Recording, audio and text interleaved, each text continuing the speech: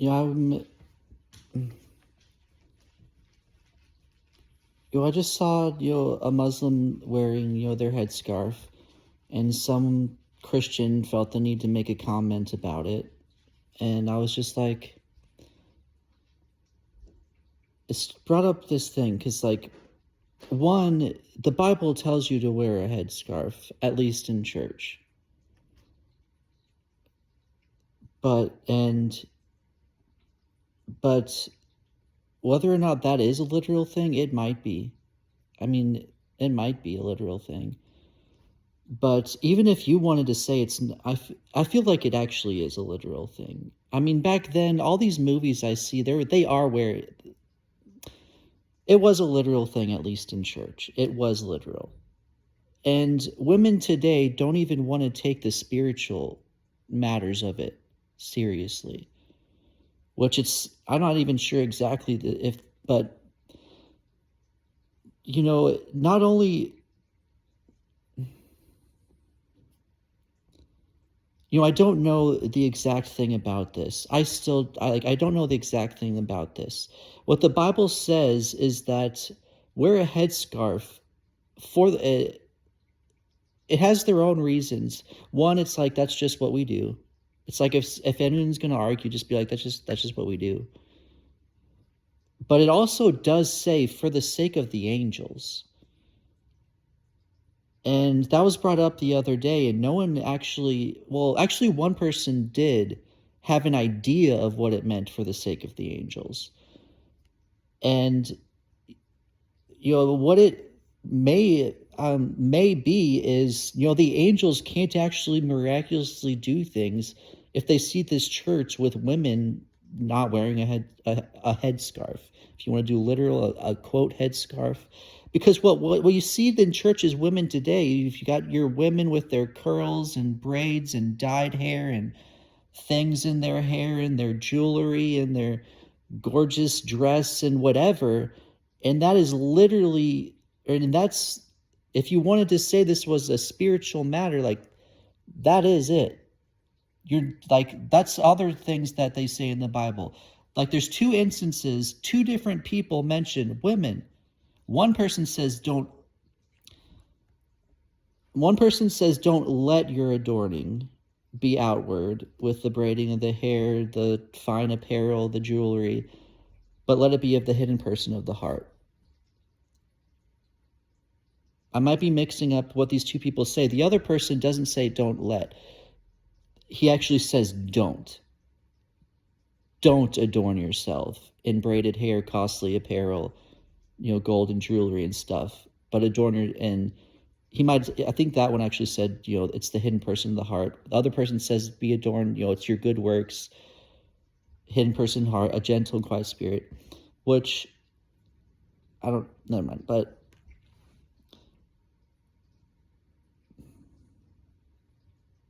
anyways, and I kind of almost want to, like, it almost, when I first read the gentle and quiet spirit, I'm like, I'm pretty sure people are going to be against that. One, it's like there are women who don't necessarily have a gentle and quiet spirit, and it's like, is that actually sinful? Like, should they seek to have a gentle and quiet spirit?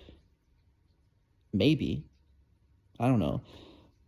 In other instances, it says, that boisterous woman, she's the one who's all, sex appeal and getting people to commit adultery, which doesn't necessarily anyways, blah, blah, blah.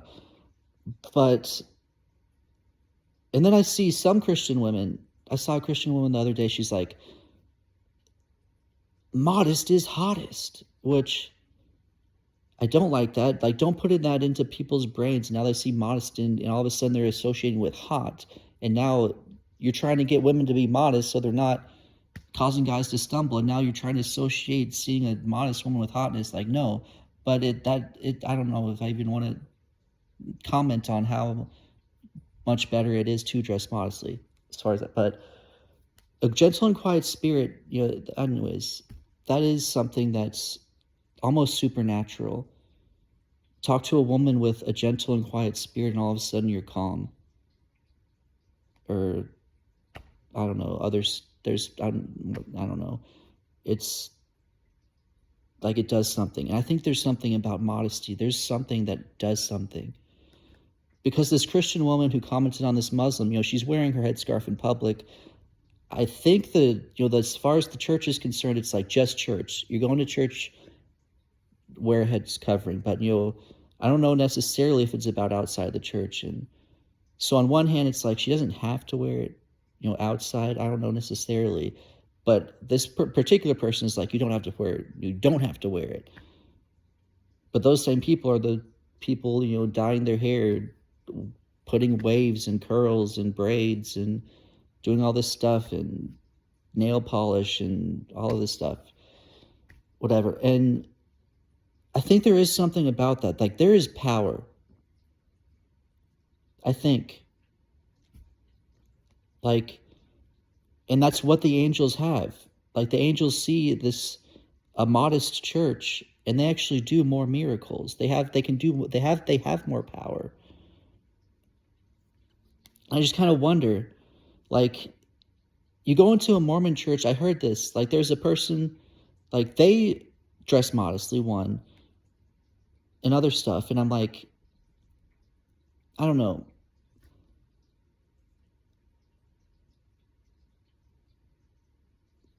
I don't actually know much about a Mormon. Honestly, what I wanted to say is just a story I heard, which there was like someone that was struggling with nightmares. They entered, they just any church in general, I mean, could have worked.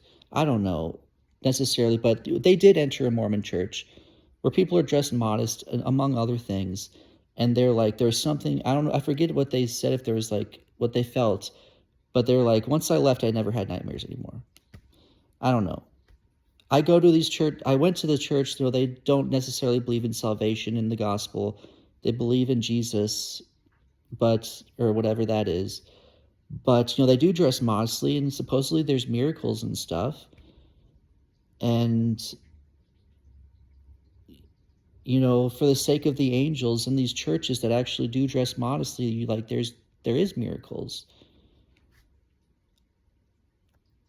And honestly, I don't know if I want to say this. I feel like I'm not really comfortable saying this, but with Islam, is one of the reasons. I mean, one of their reasons is from a purely literal standpoint, not even spiritual, is women dress modestly so we don't stumble. I don't want to see any of your skin. But what if there is actually power?